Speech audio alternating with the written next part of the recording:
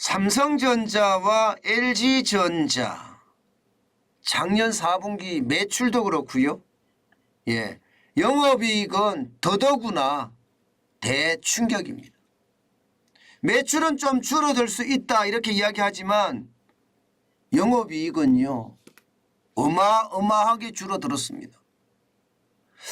이렇게 줄어들면 대한민국의 대들보라고 이야기할 수가 있는 건데 이게 최악의 어떤 시나리오를 쓰는 것은 아닌가 그런 이야기도 나올 정도거든요. 그러니까 두렵다 하는 이야기가 당연히 나올 수밖에 없습니다. 여러분도 알다시피 대한민국의 대들보는요 뭐 삼성전자, LG전자 이렇게 이야기한다고 해서 이게 틀린 말이 아니거든요. 그런데 영업이익 줄어드는 거 보세요. 전월 대비입니다. 삼성전자 4분기 영업이익 감소율을 보면 60.19%입니다. 전월 대비. 전분기 대비입니다. 전분기 대비. 전분기 대비해서 60.19%가 떨어졌다는 수치는 여러분 이게 굉장한 수치입니다. 최악의 수치라고도 이야기할 수가 있습니다. 지금까지 말입니다. 이렇게까지 줄어드는 적은 없다 이렇게 이야기할 정도로 많이 줄어들었어요. 전분기 대비해서 60.19%가 떨어졌으니까 작년 4분기를 말하는 거거든요. 이게 전년 대비로 가잖아요. 전년 대비를 보면 2021년 4분기에 13조 8천억 원이었습니다. 근데 2022년 4분기는 4조 3천억 원입니다. 그러면 70% 가까이 됩니다. 69%가 줄어들었어요. 전년 대비해 보면. 심각하죠. 게다가 말입니다. 영업이익이 4조대가 된 것은요. 지금으로부터 적어도 10년 전이에요. 2014년 3분기에 4조 600억 원을 기록한 적이 있거든요. 그때 이후로 4조대는 처음입니다. 그러니까 시장의 어떤 분위기는 아주 싸늘합니다. 시장의 예측치는요. 적어도 6조대 초반 정도 되지 않을까 예상을 했는데 이게 실제 패를 까보니까 4조대 초반이에요. 시장의 예측치보다가도 월등하게 내려간 수치입니다. 이러니까 시장 전체는요. 이게 말은 안 하지만 확 쪼그라드는 느낌이에요. 확 쪼그라드는 느낌. 대한민국의 대들보가 경제의 대들보가 지금 영업이익이 70% 전년 대비 70% 떨어졌다고 하니 그럴 수밖에 없겠지요. 문제는 삼성전자에서 그치지 않습니다. LG전자도 난립니다. 매출은 작년보다 전분기보다 늘었다 작년보다 늘었다 이야기해요. 보시다시피 2022년 4분기에 21조 8,600억 원의 매출을 기록을 했어요. 그런데 여러분 지금 LG전자의 영업이익을 보면 진짜 눈물 납니다. 3분기만 하더라도 7,500억 정도 됐거든요. 그런데 4분기에는요.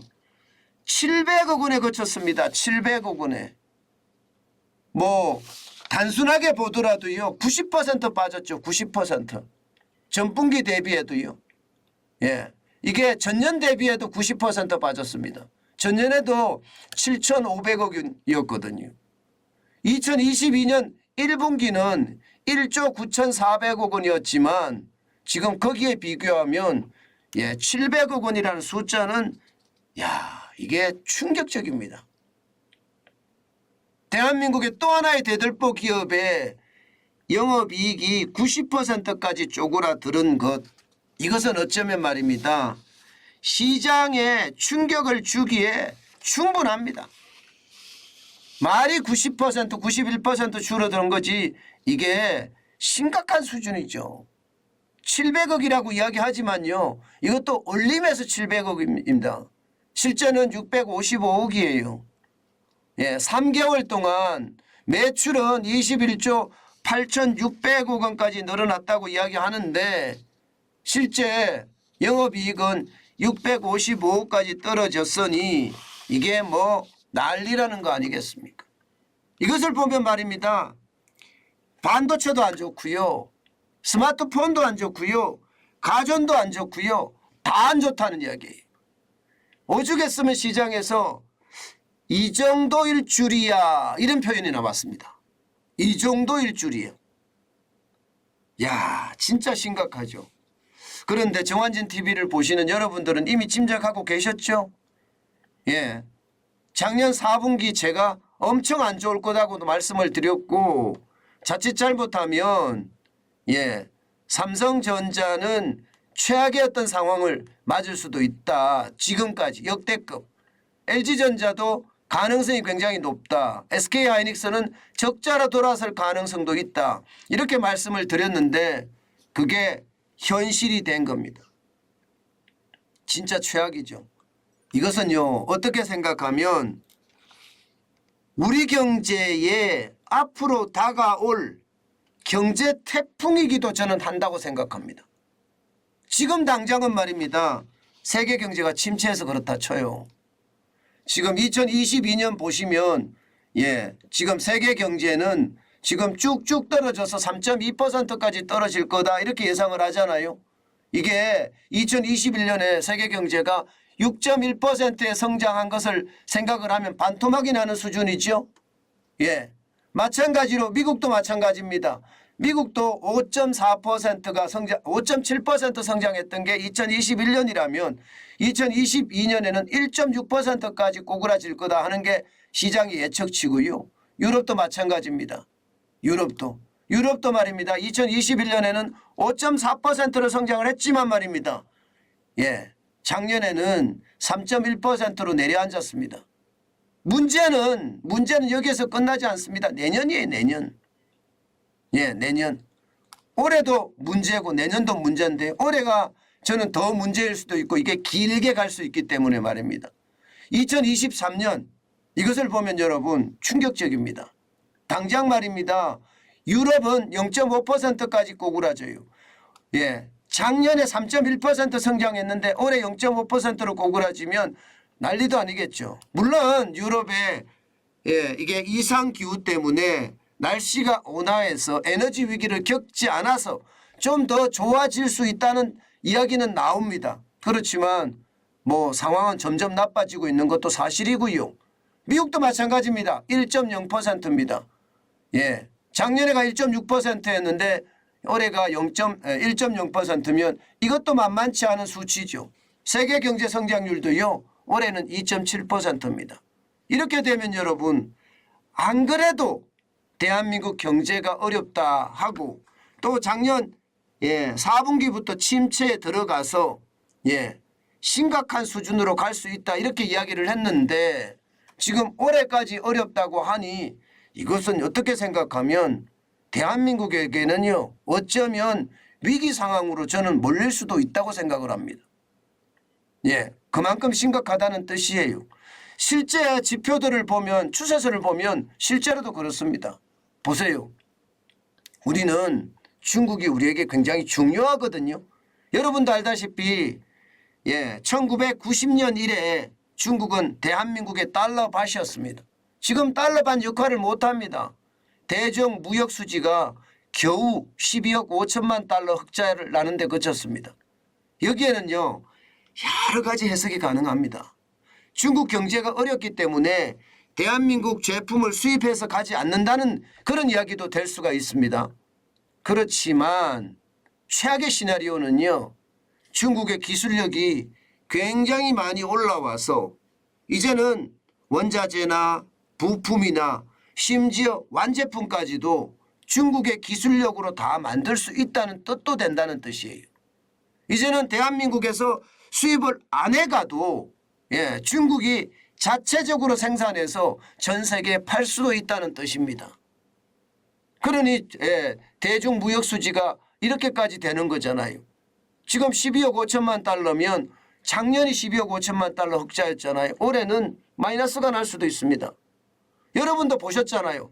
LCD에서 지금 대한민국은 사업을 다 철수했습니다. 삼성도 철수했고 예, LG도 철수했습니다. 예, TV 시장은 완전히 전멸하다시피 해요. 이제 OLED 시장, OLED라고 좀 더 첨단 제품에 우리가 시장을 많이 선점을 하고 있지만 이 시장도 중국이 따라오는 거 시간 문제입니다. 저는 그렇게 생각을 하면 우리의 주력이라고 이야기하는 반도체나 전자나 철강이나 조선이나 모두 말입니다. 중국의 물량 공세 앞에 잘못하면 찌부러들 수도 있다. 저는 그런 생각도 하거든요. 그래서 한국 경제 대들보 위기다. 이 표현을 제가 쓴 거예요. 중국의 물량 공세 만만치 않거든요.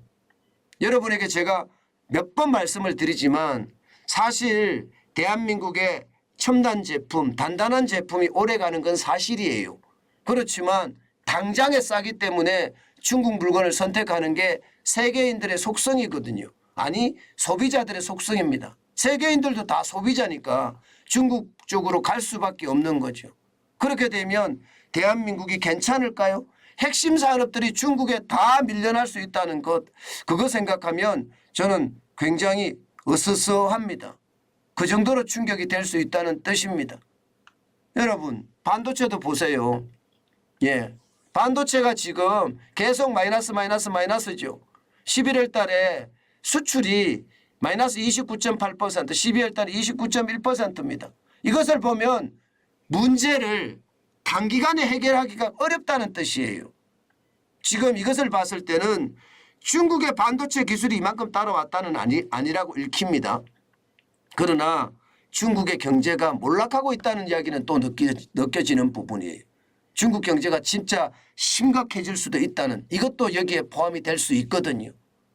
예, 저는 이것을 보면서 결국 말입니다. 예, 삼성 이재용 부회장이 이야기했듯이 초격차 기술을 확보하는 길밖에 없거든요. 초격차 기술만이 우리 경제를 살릴 수 있고 대한민국의 대들보 기업들을 더 성장시킬 수 있다고 저는 보는데 참 쉽지 않다가 현재까지의 문제입니다. 이게 단기적으로 해결될 수 있는 문제가 아니기 때문에 그렇죠. 그만큼 심각한 상황이라 보이고요. 게다가 말입니다. 예, 중국의 물량 공세 내지는 세계 경제의 침체 때문에 제품의 수출 가격 계속 내려가고 있습니다. 지금 대한민국의 가장 수출 효자 품목이 반도체 아니겠습니까? 반도체가 전체 수출의 20%를 담당을 하니까 예, 반도체가 효자 제품이에요. 근데 반도체는요, 지금 수출 정감률에서도 툭툭 그야말로 폭락하고 있고요. 가격도 지금 폭락하고 있습니다. 지금 2023년 1월 기준으로 보면 말입니다. 1.96달러까지 떨어졌습니다. 1.96달러까지. DDR4 8GB 기준으로 말입니다. 지금 이게 많이 갈 때는 2018년 9월만 하더라도 8.19달러였거든요. 2021년 7월에도 4.10달러입니다. 작년 말에도 2.21달러였습니다. 그런데 이게 1월 10일 현재 1.96달러까지 떨어졌으니 물량도 줄어들고 가격도 또 떨어지고, 그러니 이게 단기 해결책이 있는 것은 참 어렵지 않겠느냐. 아마 여러분들도 느껴지실 겁니다. 그만큼 말입니다. 충격적인 상황이 계속될 수 있다는 이야기고요. 심지어 말입니다. 예, 이게 앞으로 수출까지도 계속 무너지는 모양새라서 저는 굉장히 두렵습니다. 작년 기준으로 봤을 때는요, 무역 적자만 472억 3천만 달러나 되거든요. 이거 역대 최고입니다. 1996년에도 206억 2,400만 달러밖에 안 됐습니다. 예, IMF 외환위기 때도 84억 5천만 달러의 적자에 그쳤습니다. 글로벌 금융위기 때도 132억 6,700만 달러의 적자를 기록할 정도였는데 지금은 472억 3천만 달러잖아요. 예, 반도체가 줄어들고, 예, 스마트폰의 수출이 안 되고 가전의 수출이 줄어들고 이러니 당연한 것은 아닌가 그렇게 생각을 합니다. 올해도 만만치 않습니다. 올해도 지금 정부 예상치는요, 무역 적자가 200억 달러가 넘을 거다 이렇게 예상을 하고 있거든요. 그렇다면 전체적인 어떤 충격은 앞으로도 상당 기간 갈 거다 그렇게 생각을 합니다. 지금 이 문제를 해결할 수 있는 방법 하나밖에 저는 없다고 생각을 해요. 하나밖에. 이게 가장 중요한 것은 수출 다변화거든요. 이제는 중국에만 의존하지 말고요. 베트남이 지금 달러 밭이 됐던 것처럼 동남아나 또 아프리카나 남미로도 더 발전을 시켜나가는 것 그 어느 때보다 중요하지 않을까 저는 생각을 해봅니다. 아마 기업들은 절체절명의 순간이기 때문에 발바닥이 불어터도록 뛰어다니겠죠. 분명히 그럴 거라고 생각을 해요. 지금 단기 해결책을 마련한다는 것은 진짜 어렵겠지만 어떻게 하든 초격차 기술을 가지고 중국을 넘어서기 위해서 중국의 물량 공세 수출 인해 전술이라고 이야기하나요? 이것을 넘어서기 위해서 아마 고군분투하고 있는 거 알고 있습니다. 아마 지금 더 열심히 해야 되는 그런 상황이 되지 않았나 저희들은 다시 한번 생각해 봅니다. 중요한 것은 여러분 제가 단기 해결책이 없다 이 말씀을 드렸잖아요. 여기에 우리는 주목할 필요가 있습니다. 왜냐하면 대한민국의 대들보 기업들의 영업이익이 70% 90% 떨어졌다는 것은 다른 기업들도 다 떨어졌다는 이야기예요. 대들보 기업이 이러면 다른 기업들은 어떻겠습니까? 상황이 심각하죠. 그런데 문제는 이게 길게 간다는 뜻이에요. 길게. 제가 단기 해결책이 없다는 이야기가 그 이야기입니다. 그러면 여러분 어떻게 해야 될까요? 우리는요. L자형 경기 침체에 익숙해야 됩니다. 아직 그 깊이를 정확하게 재단할 수는 없습니다. 분명한 것은요. 이게 IMF 외환위기 수준이냐 아니면 코로나19의 위기 수준이냐 그것도 아니면 침체 정도인데 이게 길게 갈 거냐 어느 거더라도 말입니다. 어느 거라도 이게 길게 간다는 데는요. 장사 없습니다. 여러분 김병에 장사 없다는 이야기도 이야기를 하죠. 김병에 효자 없다는 이야기도 이야기하잖아요. 그렇습니다. 이게 침체라는 것이 깊든 아니면 얕든 중요한 것은 길게 갈 때 경제적 고통은 굉장히 심해지거든요. 그것이 결국 최악의 침체까지도 갈 수 있다는 것 우리는 인식하고요. 거기에 대한 대비책 반드시 마련하셔야 됩니다. 제가 작년 3분기부터 그런 말씀을 많이 드렸고요. 4분기에 침체가 시작됐다는 이야기도 많이 드렸습니다. 이게 지나보면 그때가 침체다 그걸 알 수가 있는데요. 아마도 그 침체의 기간은 길어지고 그 속에서 우리는 살아남아야 되니까 방법은 길게 가는 L자형 경기 침체에 우리는 익숙해져야 된다. 그 말씀 반드시 알려드립니다. 그만큼 올해는요. 굉장히 어려울 거라는 예상 많이들 합니다. 실제 투자은행들 있잖아요. 투자은행들이 대한민국을 볼 때는 최악의 상태입니다. 여러분 평균이 1.1%예요. 평균 1.1%면요. 이게 글로벌 금융위기 때 대한민국의 경제성장률이 0.8% 성장했거든요. 지금 그때랑 비슷하다는 거예요. 그러면 깊이가 자칫 잘못하면요. 투자은행들이 볼 때는 글로벌 금융위기 같은 그 고통이 길게 갈 수도 있다는 뜻이에요. 그렇기 때문에 여러분 긴 고통에 우리는 단단히 대비해야 됩니다.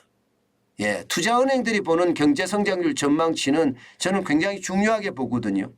왜냐하면 이들은 실질적으로 돈을 투자해서 수익을 내야 되는 사람들이기 때문에 경제를 굉장히 냉철하게 보고요. 일반적으로는 낙관적으로 보지 않습니다. 더 비관적으로 보는 게 이 투자은행들의 전망인데 그 전망이 굉장히 나쁘다는 것. 이것은 우리가 반드시 대비해야 되는 그런 상황이 아닐까 다시 한번 여러분께 말씀을 드립니다. 그만큼 말입니다. 상황이 나쁘다는 그런 얘기입니다.